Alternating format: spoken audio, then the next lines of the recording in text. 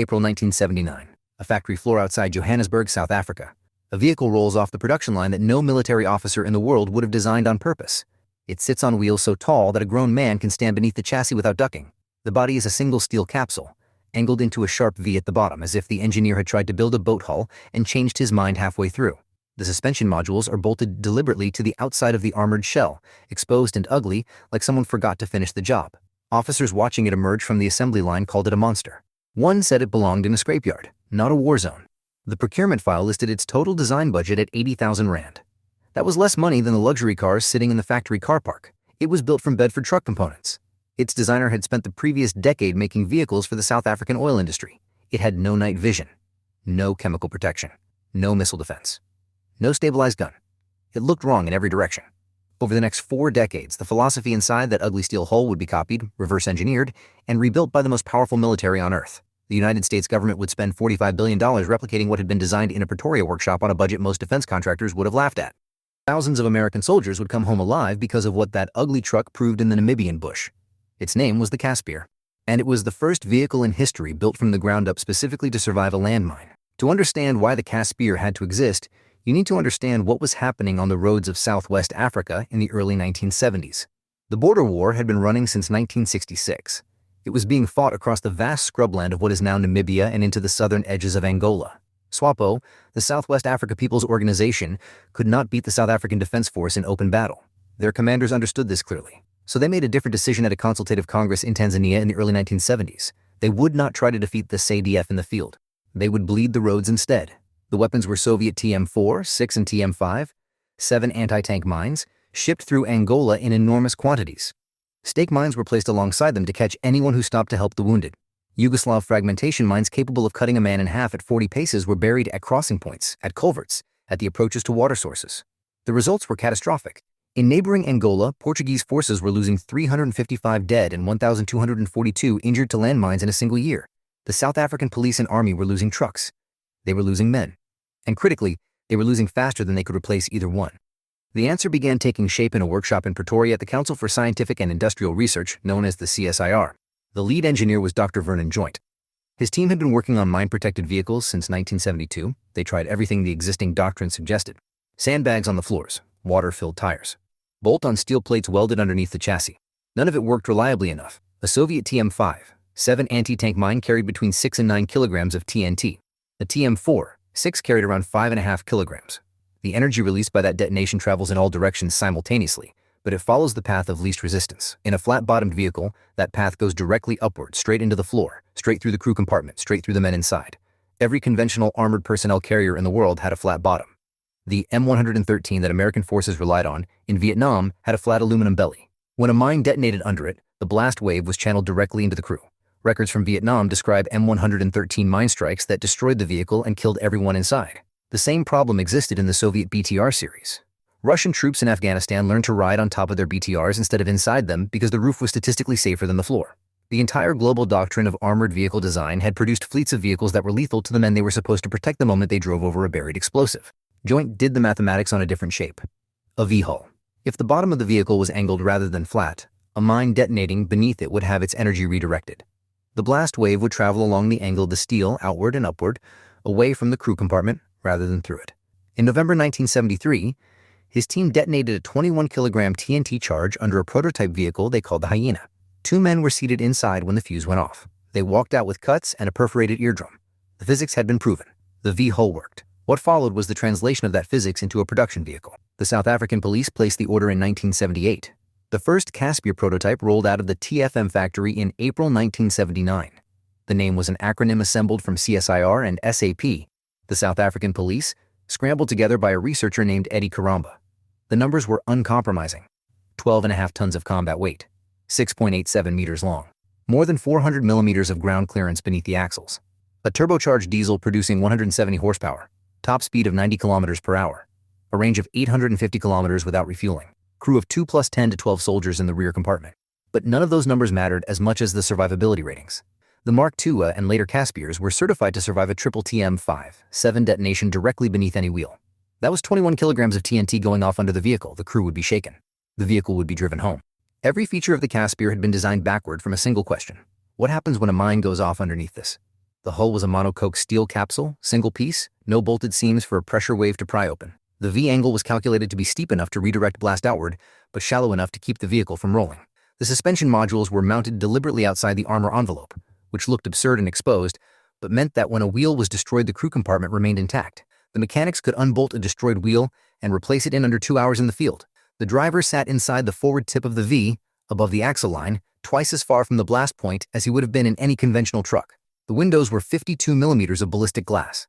Fuel tanks were protected. The floor was raised. The design was ugly because every line of it had been drawn by a man who had already watched the alternative bury his friends. On January 11, 1979, weeks before the first Casspir rolled off the production line, a new South African counter-insurgency unit was founded at Oshakati in northern Southwest Africa. Its official designation was Operation K. Its name in Afrikaans was Koevoet, meaning crowbar. Koevoet was built around 4 Casspirs per combat team plus a logistics vehicle. White South African officers commanded. The men doing the tracking were mostly Ovambo constables who had followed animals across this terrain since childhood. Their method was precisely calibrated to what the Casspir could do. Trackers on foot read the spoor left by SWAPO fighters crossing from Angola. The Casspirs followed, leapfrogging ahead when the trail hardened, encircling when contact was imminent. One pursuit ran 185 kilometers without stopping. Engagements lasted for days.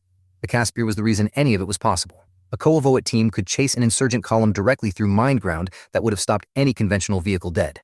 The numbers from that decade of fighting are still difficult to absorb. Between 1978 and 1988, South African mine-protected vehicles absorbed 533 recorded mine detonations. 90 of those involved multiple stacked mines. The total death toll from all 533 detonations was 33 men, a casualty rate below 6% in a war that was routinely killing conventional truck crews by the dozen. Men drove over Soviet anti-tank mines in these vehicles, and they drove home again. Sergeant Arne Duran served with Koevoet from 1981 to 1987. He survived 3 direct anti-tank mine strikes on his vehicle across that period. All 3 times he walked away. He later wrote a memoir about it. A Kavango tracker named Sisini Kamongo served 6 years with Koevoet, fought 50 confirmed firefights, survived 5 anti-personnel mine blasts, and 1 direct rocket-propelled grenade hit on his Casspir. He lived to co-author his own account of the war and to walk free into an independent Namibia. The Casspir did not make war safe. Nothing makes war safe, but it changed the fundamental equation between a buried explosive and the man driving over it, and it changed it more completely than anything the world's major arms manufacturers had managed to produce. Then came 2003. The United States invaded Iraq, and within months the insurgency had discovered the improvised explosive device. Artillery shells buried in culverts, wired to mobile phones, packed into palm oil containers, and concealed beneath road surfaces. The IED became the single deadliest weapon on the modern battlefield. American troops were riding in Humvees. The high-mobility multi-purpose wheeled vehicle had a flat bottom, thin armor, and no blast mitigation whatsoever. The survival rate for a Humvee crew when a buried artillery shell detonated beneath it was catastrophic. Roughly half of all United States combat deaths in Iraq came from improvised explosive devices. In February 2005, a Marine Corps Brigadier General submitted an urgent request for 1,169 mine-protected vehicles. The request was frozen inside the Pentagon bureaucracy. It sat there through the summer of 2005. It sat there while men were dying on roads that had solutions. In December 2006, Robert Gates became Secretary of Defense. In May 2007, he formally designated the Mine-Resistant Ambush Protected Vehicle Program the highest priority acquisition program in the entire Department of Defense. At a press conference in June of that year, Gates said the words that define the program. For every month of delay, scores of young Americans were going to die. When the Pentagon finally moved, it did not start from scratch. It did not gather its greatest engineers and task them with inventing something new. It bought South African designs. A small defense company in North Charleston, South Carolina, called Force Protection, had been developing mine-resistant vehicles since the early 2000s. Its founder was Garth Barrett, a Rhodesian Special Forces veteran who had worked alongside Dr. Vernon Joynt decades earlier. In 2004, Joynt himself crossed the Atlantic. He became Chief Technology Officer at Force Protection. The man who had designed the Casspir in a Pretoria workshop 30 years earlier now sat in a South Carolina office designing its American descendants. The Cougar mine-resistant vehicle was derived from the South African Lion family of vehicles built by Meckham. The Buffalo came from the same engineering bloodline. The most produced American mine-resistant vehicle of the entire program, the Navistar MaxxPro, was designed by engineers who, by their own public statements, began by studying the Casspir, the Mamba, and the Hippo, and working forward from their principles. The V-hull that Vernon Joynt had proven by detonating 21 kilograms of TNT beneath a prototype in the South African bush in November 1973 became the structural core of every vehicle in the most expensive ground vehicle procurement program in American military history. The American M113, fielded since 1960 and present in every major conflict the United States had fought since Vietnam, had a flat-bottomed aluminum hull. Records from Vietnam describe M113 mine strikes that resulted in complete destruction of the vehicle and its crew. 14 gunners died under a single M113 at APBAX in January 1963. The Soviet BTR series that equipped the Warsaw Pact had the identical problem. At Grozny in 1994, one Russian brigade lost 102 of its 120 armored vehicles in weeks. The British Saracen and Saxon, the German Fuchs, the French VAB were all flat-bottomed, all built by nations that had prioritized speed and amphibious capability and never seriously planned for a war dominated by buried explosives. The one nation the world had spent 2 decades sanctioning under a mandatory UN arms embargo had spent those 2 decades solving exactly the problem that would dominate 21st century warfare. The arms embargo designed to isolate South Africa had forced its engineers to build everything themselves from scratch against a real and immediate mine threat. What they built, the world was forced to re-import after 2003.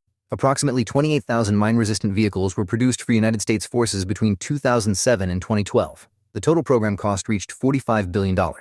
Gates stated flatly in 2011 that thousands of American troops were alive because they had been riding in them. Deputy Secretary of Defense Ashton Carter said the vehicles made troops as much as 14 times more likely to survive an IED blast compared to a Humvee.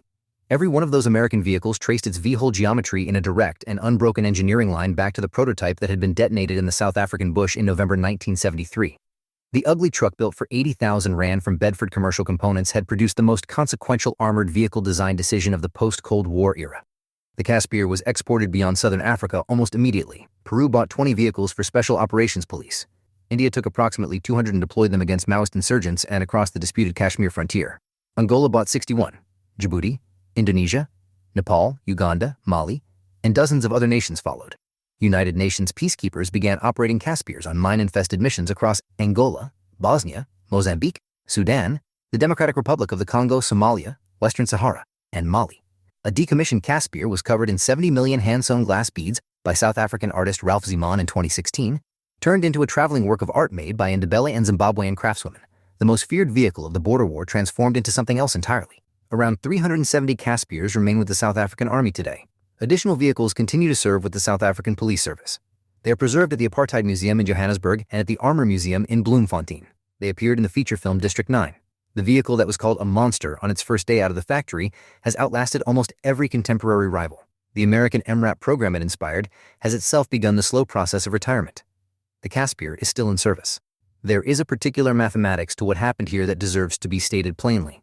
A country under the most comprehensive arms embargo in the history of the United Nations, cut off from every conventional defense supplier on Earth, with no military-industrial complex to speak of, and a design budget smaller than a luxury car, produced a vehicle that solved a problem the world's great armies could not. Not because the South African engineers were smarter than the engineers at BAE Systems or General Dynamics or Rheinmetall, but because they were working against a real mine threat, on real roads, right now, with no option to import a solution from somewhere else. Necessity did not produce elegance. The Casspir was never elegant. It was top-heavy. It was slow compared to the vehicles that could not protect their crews. Its suspension was bolted to the outside of the hull. It had no night vision on the original production run and no chemical protection and fewer horsepower than a modern passenger SUV.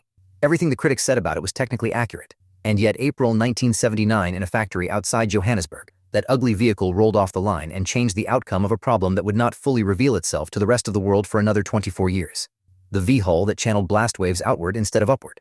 The monocoque capsule that survived what flat-bellied aluminum boxes could not. The philosophy that protection is not an add-on, not a bolt-on kit, not something you install after the vehicle is finished. Protection is the vehicle. That was the Casspir. That is what $45 billion American dollars eventually bought. 28,000 vehicles later, the world finally caught up with what Vernon Joynt had already proven in the bush in 1973.